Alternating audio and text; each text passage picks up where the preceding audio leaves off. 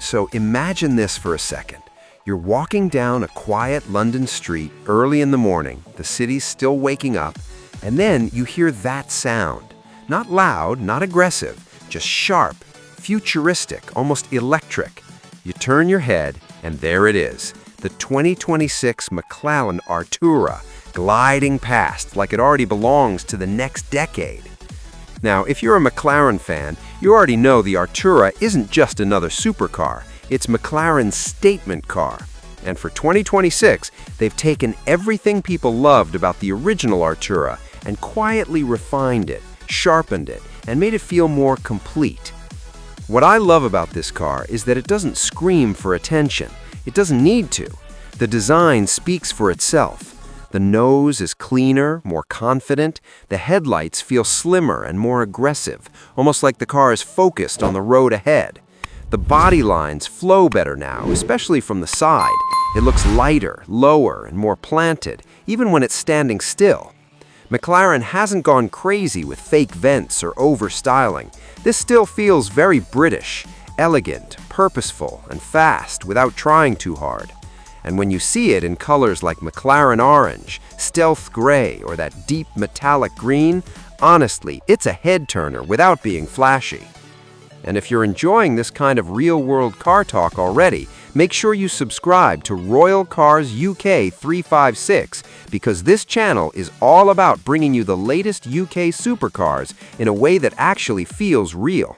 Now let's talk about what really makes the 2026 Artura special, and that's the way it blends old-school excitement with modern thinking. This is still a proper driver's car, but it's also smart. The hybrid system feels smoother this time around. You don't feel like you're driving two different cars anymore. Everything works together naturally. Around town, it can move quietly, calmly, almost politely, which is wild when you remember this is a McLaren.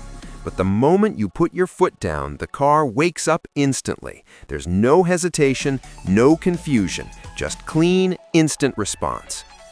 What's impressive is how usable it feels. You could actually live with this car in the UK. Speed bumps, tight streets, traffic, the Artura handles it all without making you feel nervous or uncomfortable. McLaren clearly listened to owners and made this version more refined, more confidence-inspiring. And no, this isn't an off-road car in the classic sense. You're not taking it through muddy fields, but for a supercar, it handles rougher roads brilliantly. British B roads, uneven surfaces, sudden changes in grip, the Artura feels planted and controlled, not jumpy or fragile. It's the kind of car you'd actually want to drive, not just park and stare at. And that's something McLaren has always done well. But in 2026, it feels like they've perfected that balance. Step inside the 2026 Artura, and the first thing you notice is how calm it feels. It's still sporty, still focused, but it's no longer intimidating. The seating position is spot on, low enough to feel special, but comfortable enough for longer drives. The interior quality has taken a step forward too. The materials feel richer, the touch points feel more solid, and everything just makes more sense. The digital displays are clearer now, easier to read at a glance, and thankfully not overloaded with unnecessary stuff. McLaren has kept the cabin driver-focused, which I love. You're not distracted, you're connected to the car.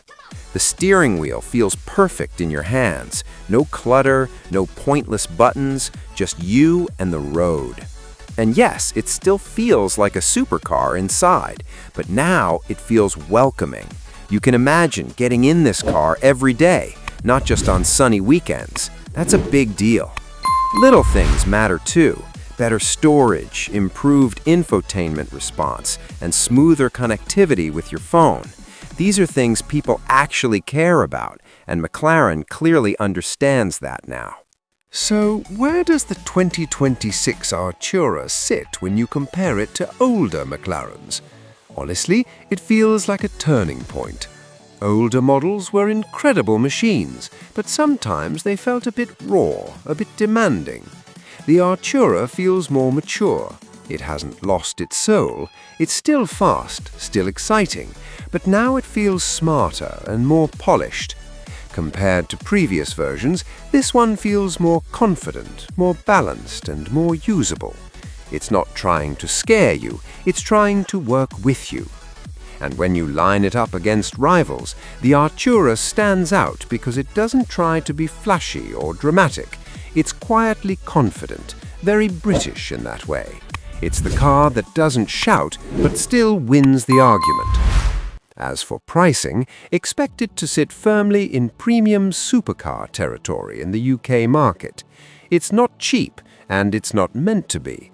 This is a modern McLaren, and you're paying for innovation, design, and that unmistakable driving feel. So, the big question, is the 2026 McLaren Artura worth the hype? Honestly, yes. This feels like the McLaren that finally brings everything together: performance, comfort, technology, and everyday usability, all wrapped up in a design that will still look fresh years from now. It's not just about speed anymore, it's about experience, and the Artura delivers that in a way that feels natural, refined, and genuinely exciting. If you're someone who loves supercars but also wants something you can actually enjoy on UK roads, this car makes a lot of sense. It feels like the future without forgetting where it came from. And if you want more videos like this, real talk, real cars, UK style, don't forget to like, share, and subscribe to Royal Cars UK 356. Your support really helps the channel grow, and it means we can keep bringing you the latest and greatest from the world of luxury and performance cars.